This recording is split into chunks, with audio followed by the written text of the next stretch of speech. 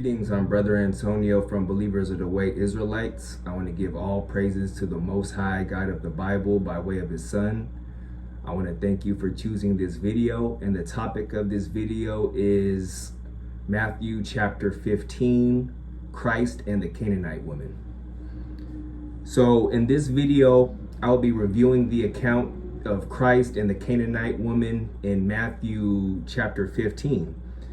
And the reason this is important is because people use this account to say that non-Israelites can get accepted side by side with bloodline Israelites.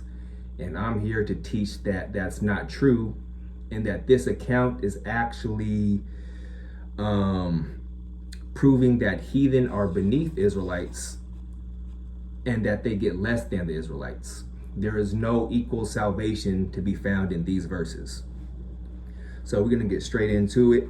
So we're going to start in the book of Matthew chapter 15, and I'm going to start reading at verse 21.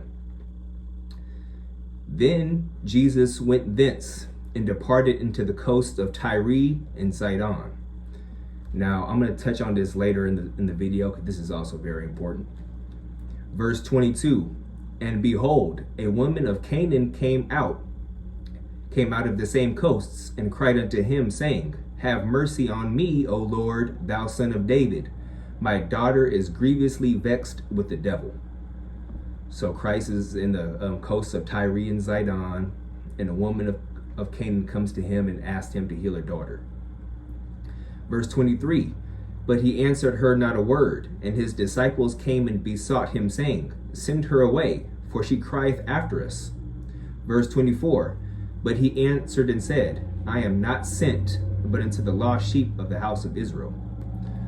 So when this woman comes up to him and asks him to heal her daughter, he ignores her. And then she starts to bother his disciples. And then his disciples go to Christ and they say, you know, she's bothering us. And he tells them that he is not sent, but unto the lost sheep of the house of Israel. So right here, verse 24 proves that this woman is not considered the lost sheep of the house of Israel. And also this is interesting because Christ does not interact with her the same way he reacts with Israelites. So we're going to take a quick pause in this account, and we're going to go to a few examples of Christ interacting with Israelites. So we're going to go to the book of Matthew chapter 12.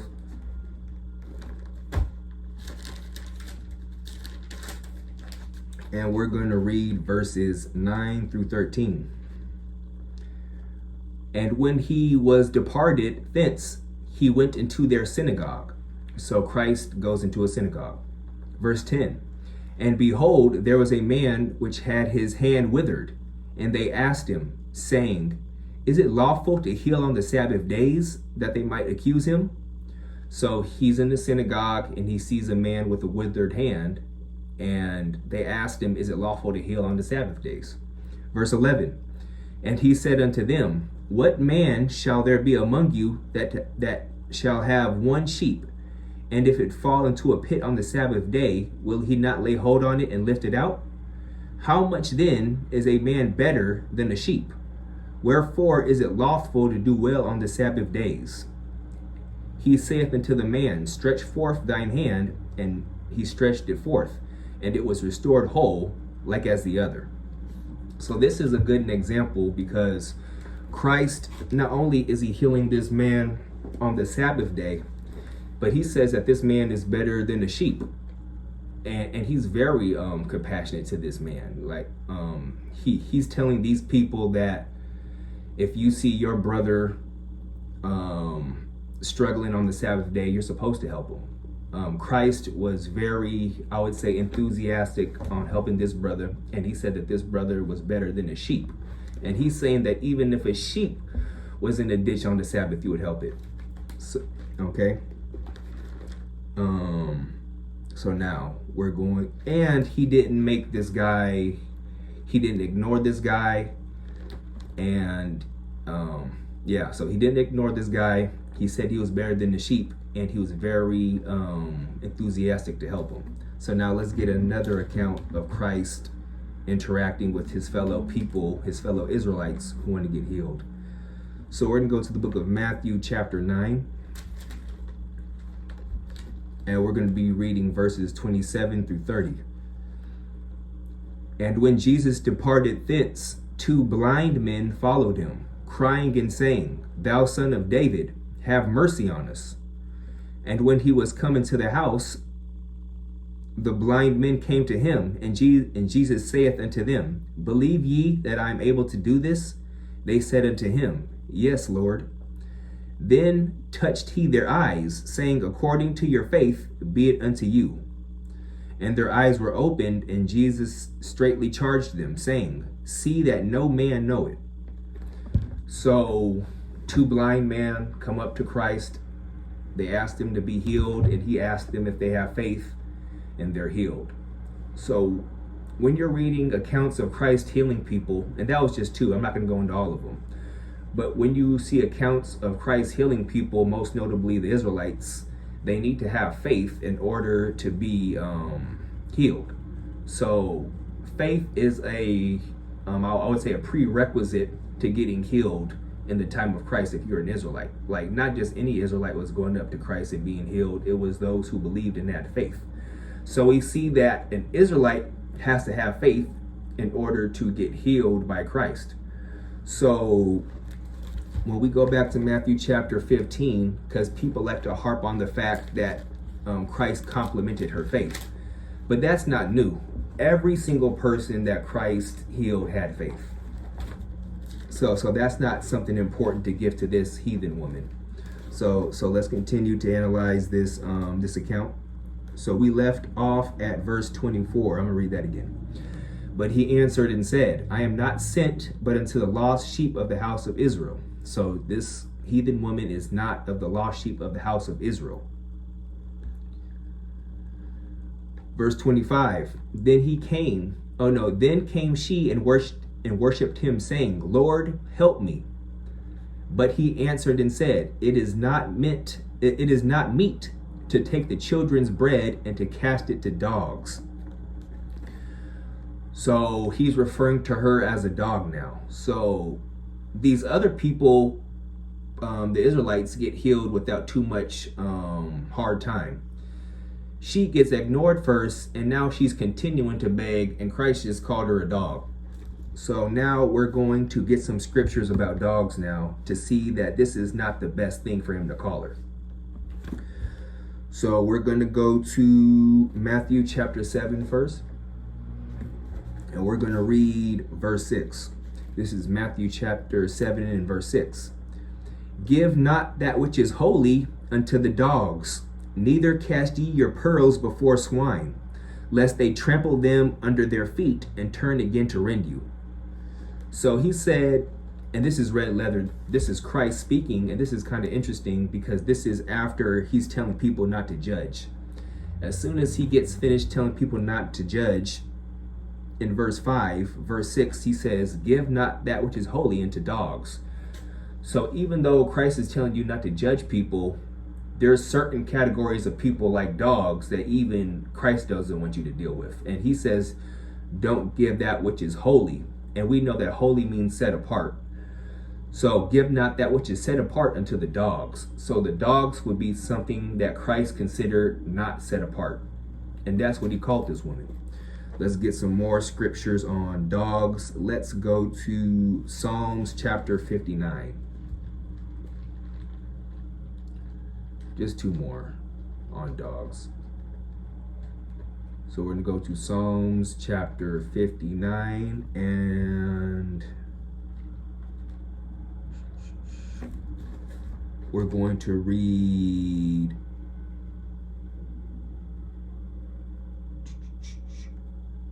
we're going to start at verse 5. This is the book of Psalms chapter 59 starting at verse 5. Thou therefore, O Lord God of hosts, the God of Israel, awake to visit all the heathen. Be not merciful to any wicked transgressors. Salah.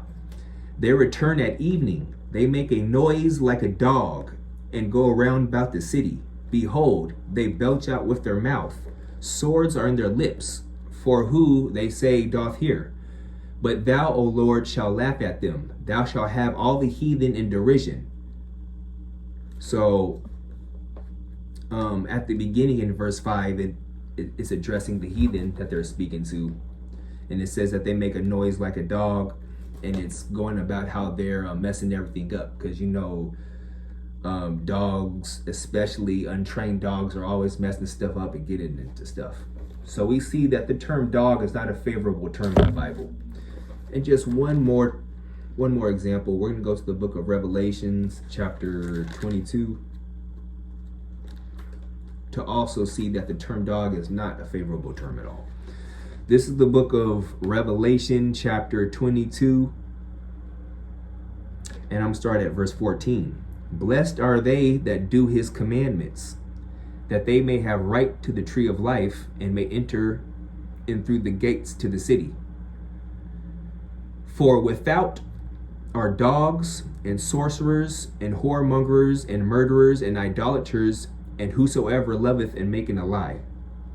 So we see here in verse 22 that the people that are blessed in keeping the commandments, they're going to be able to enter into the city. But those that can't enter into the city, well, of course, these are wicked people. And the term dog is used here alongside other wicked titles like idolater, murderer, whoremongers. So we see, once again, dog is not a favorable term. And this is what Christ called that woman, called the heathen woman in Matthew chapter 15. So, and we also see that Christ did not give Israelites this same treatment. All right, let's continue reviewing this account in Matthew chapter 15. So we left off at verse 26 in Matthew chapter 15. I'm going to read that again. But he answered and said, it is not meet to take the children's bread and to cast it to dogs. Verse 27, and she said, truth, Lord, yet the dogs eat of the crumbs which fall from their master's table. So this woman accepted the term dog, and as accepting that term, she acknowledged that she has a master. Verse 28, then Jesus answered and said to her, O woman, great is thy faith. Be it unto thee even as thou wilt. And her daughter was made whole from that very hour. So after this woman accepts her role as a daughter, that's when Christ compliments her faith. So we know that no matter who you are, even if you're an Israelite, you have to have faith to get healed from Christ. There's no automatic healing from Christ just because you're an Israelite. So that's not a reason to use this verse to prove anything. But Christ complimented her faith after she accepted her role as a dog. And this is different from his other interactions with Israelites. So that's something to be pointed out there. Now, just to point out something else that's very interesting. We're going to continue reading after this account. So verse 29. And Jesus departed from thence, and came nigh unto the Sea of Galilee, and went up into a mountain, and sat down there. So this is where I'm going to touch back onto the beginning of the account in verse 21. Then Jesus went thence, and departed into the coast of Tyre and Sidon. So I looked up the coast of Tyre and Sidon. I went to Google and I typed in, what is the coast of Tyre and Sidon in Matthew chapter 15? And this is what I got. So in Matthew 15 and 21, the coasts or region district of Tyre and Sidon refer to the Mediterranean coastal strip located in ancient Phoenicia, northwest of Galilee, in modern day Lebanon. Okay, so continue reading. Geographic and cultural context. Location, situated along the Mediterranean Sea, roughly 35 to 50 miles away from Jesus's usual ministry base in Galilee, Sidon sat about 25 miles north of Tyre.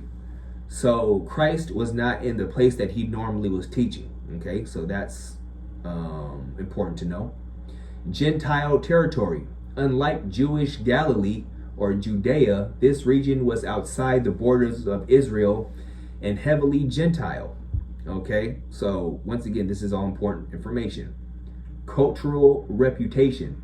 First century Jews viewed Tyre and Sidon as hotbeds of paganism, wealth, and historical idolatry.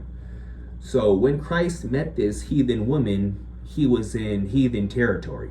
So now let's read what happens when Christ goes back to his normal teaching places in Galilee in Israelite territory. So back to verse 29. And Jesus departed from thence and came nigh unto the Sea of Galilee and went up into a mountain and sat there. And great multitudes came up unto him, having with them those that were lame, blind, dumb, maimed, and many others, and cast them down at Jesus' feet, and he healed them. So when he gets back to Israel, he starts getting back to healing people in mass. And I believe that he was not giving any of these people a hard time. And the reason I believe that is if you continue reading, verse 31, insomuch that the multitude wondered when they saw the dumb to speak, the maimed to behold, the lame to walk, and the blind to see, and they glorified the God of Israel. So these people were very happy at what was going on here. And I'm pretty sure Christ didn't make every single person call himself a dog first, because they were his fellow brethren. And Christ views his fellow brethren different than he views non-Israelites. He views non-Israelites as dogs, and that's straight out of his mouth. Verse 32, then Jesus called his disciples unto him and said, I have compassion on the multitude, because they continue with me now 3 days, and have nothing to eat. And I will not send them away fasting, lest they faint anyway. So Christ said he has compassion on the multitude. He wasn't very compassionate towards that woman. Calling her a dog is not compassionate. And then he said he will not send them away fasting. So he loves his people so much. After all of that teaching, he didn't even want to send them away fasting. And then he ends up, doing a miracle and feeding them all. But the point is that he said he didn't want to send them away fasting. But when it came to the heathen woman, and